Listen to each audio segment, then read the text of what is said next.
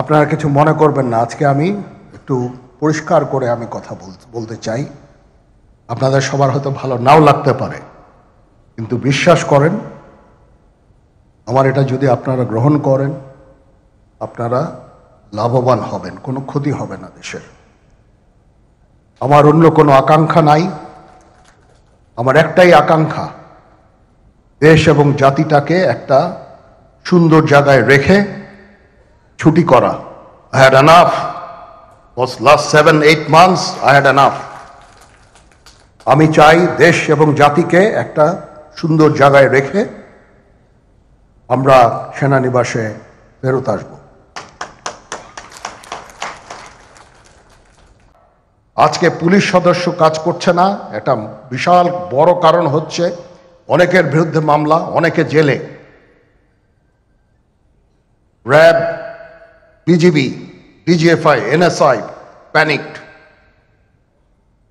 বিভিন্ন দোষারোপ, গুম, খুন ইত্যাদি তদন্ত চলছে। অবশ্যই তদন্ত হবে, দোষীদের বিচারের আওতায় আনতে হবে। এমনভাবে কাজটা করতে হবে যেন এই অর্গানাইজেশনগুলো আন্ডারমাইন না হয়। এই অর্গানাইজেশনগুলোকে যদি আন্ডারমাইন করে আপনারা মনে করেন যে দেশের শান্তি শৃঙ্খলা বিরাজ করবে, সবাই শান্তিতে থাকবেন, সেটা হবে না, সেটা সম্ভব না। আমি আপনাদের পরিষ্কার করে বলে দিচ্ছি, এই দেশের শান্তি শৃঙ্খলা রক্ষার দায়িত্ব খালি সেনাবাহিনীর না। 2 লক্ষ পুলিশ আছে, বিজিবি আছে, র্যাব আছে, আনসার ভিডিপি আছে, আমার আছে হচ্ছে 30,000 সৈন্য। এদেরকে আমি এই যে একটা বিরাট ভয়েড, আমি এই 30,000 সৈন্য দিয়ে আমি কিভাবে এটা পূরণ করব? 30,000 থাকে, আবার 30,000 চলে যায় ক্যান্টনমেন্টে, আরো 30,000 আসে। এটা দিয়ে আমরা দিন রাত আমরা চেষ্টা করে যাচ্ছি। এখানে যে সমস্ত উচ্ছৃঙ্খল কাজ হয়েছে সেটা আমাদের নিজস্ব তৈরি, এটা আমাদের নিজস্ব ম্যানুফ্যাকচার, আমরা নিজস্ব এইগুলো তৈরি করেছি। এই বিপরীতমুখী কাজ করলে দেশে কখনো শান্তি শৃঙ্খলা আসবে না, এই জিনিসটা আপনাদের মনে রাখতে হবে। আমরা দেশে একটা ফ্রি, ফেয়ার অ্যান্ড ইনক্লুসিভ একটা ইলেকশনের জন্য দিকে ধাবিত হচ্ছে, এবং তার আগে যে সমস্ত সংস্কার করা প্রয়োজন অবশ্যই সরকার সেদিকে খেয়াল করবেন। আমি যতবারই ডক্টর ইউনূসের সাথে কথা বলেছি, he completely agrees with me. There should be free, fair and inclusive election, and that election should be within December or close to that. যেটা আমি এর প্রথমেই বলেছিলাম যে 18 মাসের মধ্যে একটা ইলেকশন। আমার মনে হয় যে সরকার সেদিকেই ধাবিত হচ্ছে।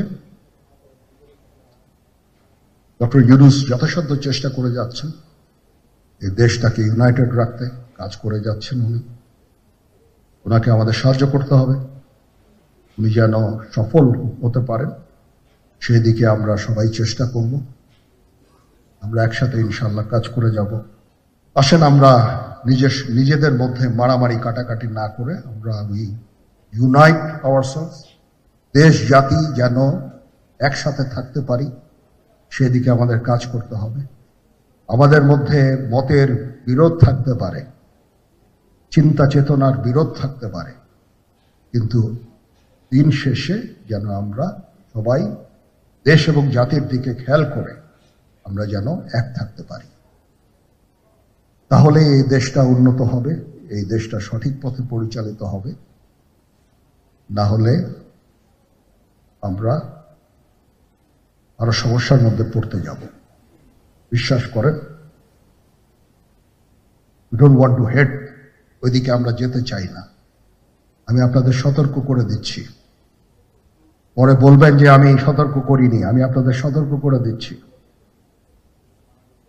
আপনারা যদি নিজেদের মধ্যে ভেদাভেদ ভুলে একসাথে কাজ না করতে পারেন, নিজেরা যদি কাদা ছোড়াছুড়ি করেন, মারামারি কাটাকাটি করেন, এই দেশ এবং জাতির স্বাধীনতা সার্বভৌমত্ব বিপন্ন হবে। আমি আজকে বলে দিলাম, নাইলে আপনারা বলবেন যে আমি আপনাদের সতর্ক করিনি। আমি সতর্ক করে দিচ্ছি আপনাদের, এই দেশ আমাদের সবার, আমরা সবাই সুখে শান্তিতে থাকতে চাই। আমরা চাই না হানাহানি, কাটাকাটি, মারামারি। সেই উদ্দেশ্যে আমি কাজ করে যাচ্ছি, আমরা কাজ করে যাচ্ছি। আমাদের সেনাবাহিনীর প্রতি আক্রমণ করেন না। একটা কমন জিনিস আমি দেখতে পাচ্ছি, সেনাবাহিনী এবং সেনা প্রধানের প্রতি বিদ্বেষ কারো কারো। কি কারণে আজ পর্যন্ত আমি এটা খুঁজে পাইনি। আমরা হচ্ছে একমাত্র ফোর্স যেটা আপনাদের জন্য কাজ করে যাচ্ছি, দাঁড়িয়ে আছি প্ল্যাটফর্মে। Of course navy and air force, navy chief আবার মন খারাপ করে করছে, navy air force all, we all আমাদেরকে সাহায্য করেন, আমাদেরকে আক্রমণ করেন না, উপদেশ দেন। আমরা অবশ্যই ভালো উপদেশ গ্রহণ করব। আমরা একসাথে থাকতে চাই এবং দেশ এবং জাতিকে এগিয়ে নিয়ে যেতে চাই। আসুন আমরা একসাথে কাজ করি, দেশ এবং জাতিকে একটা সুন্দর জায়গায় নিয়ে যাই। এখানেই আমাদের ছেলেমেয়েরা বাস করবে। তাদের জন্য এমন কোনো স্থান আমরা রেখে না যাই যেখানে হানাহানি, কাটাকাটি, মারামারি হবে। আমাদের পরবর্তী প্রজন্ম এই দেশে তাহলে থাকতে পারবে না।